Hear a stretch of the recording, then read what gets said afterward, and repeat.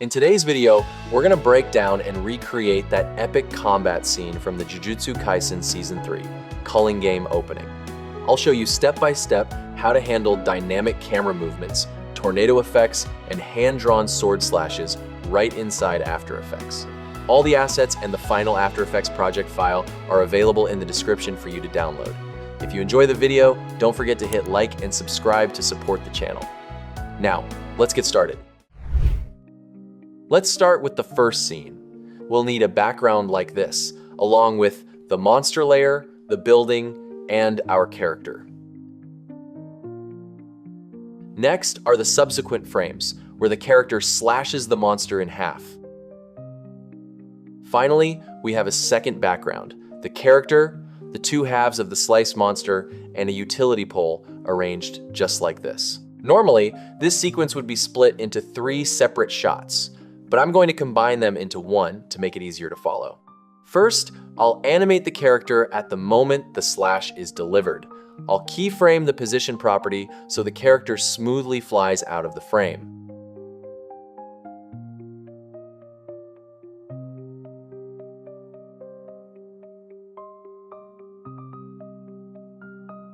Next, for the character at the very end, I'll add some movement to ensure a seamless transition. Just like in the original scene, we also need to animate the background to simulate camera tracking. Simply open the position property for the background and tweak each value slightly by about 10 units.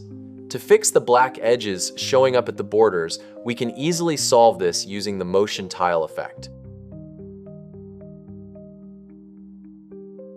Similarly, for the utility pole, I'll apply a matching movement to sync with the background, shifting the value by about 5 units.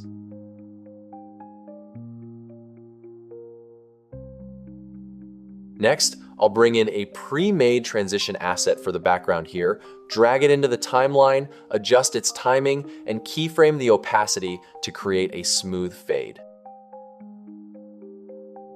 Finally, I'll press F9 on both keyframes and fine-tune the graph editor for a much smoother motion. Heading back to the first part, just like before, let's continue adding keyframes to animate this background.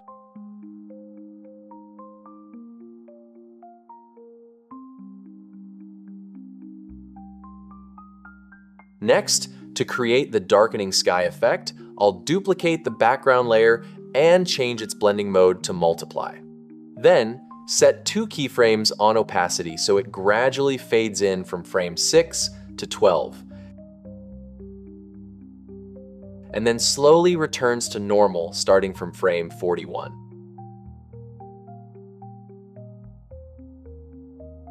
Next, I'll duplicate the layer once more and apply a gradient ramp to add a dark vignette layer.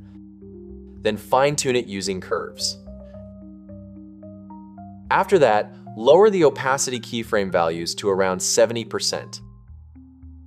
To finish the background setup, duplicate it one last time, set the blending mode to overlay, tweak the curves a bit, and drop the opacity to 40% for the keyframes.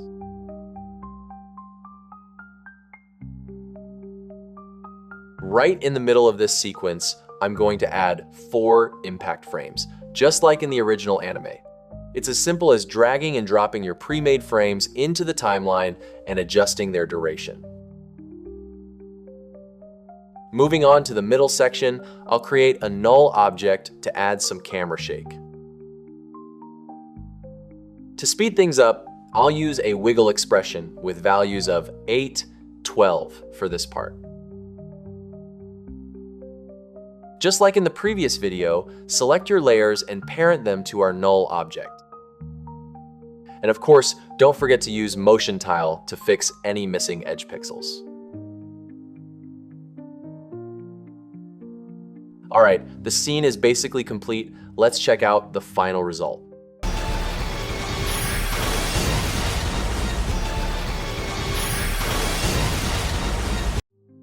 Let's move on to scene 3, which runs for about 3 seconds.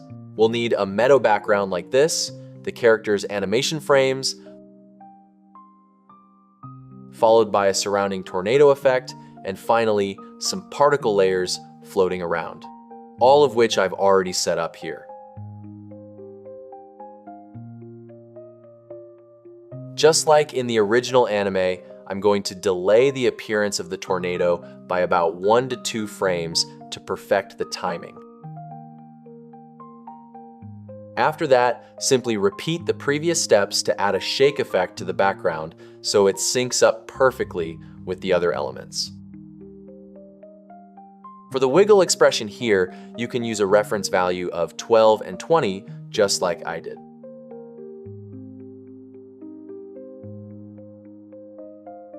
Similarly, for the next scene, we'll need a background layer followed by the shadow, character, tornado, and particle layers, just like the previous shot.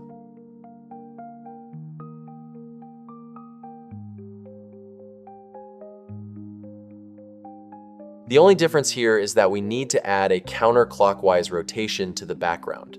I'm going to set a keyframe on the rotation property, changing the second value to -3 degrees.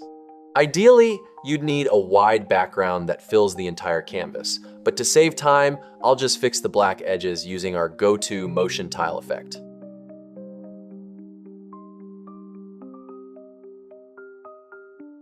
All right, let's go ahead and add the camera shake to this scene, just like we did in the previous 2 shots.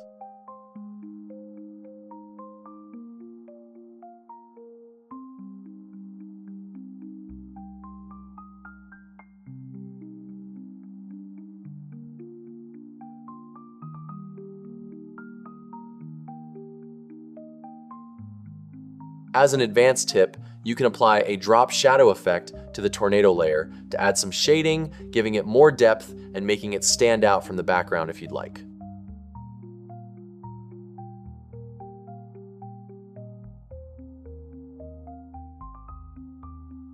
All right, now that we have prepared all 3 previous scenes, I'm going to stitch them together and add the transitions just like in the original anime. It's very simple.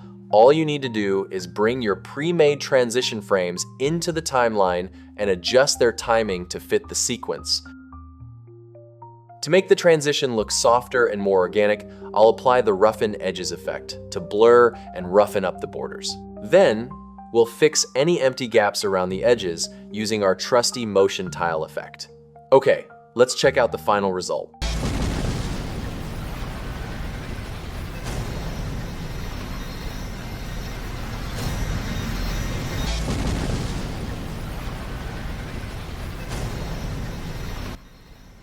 Thanks for watching. If you enjoyed the video, don't forget to leave a like and subscribe.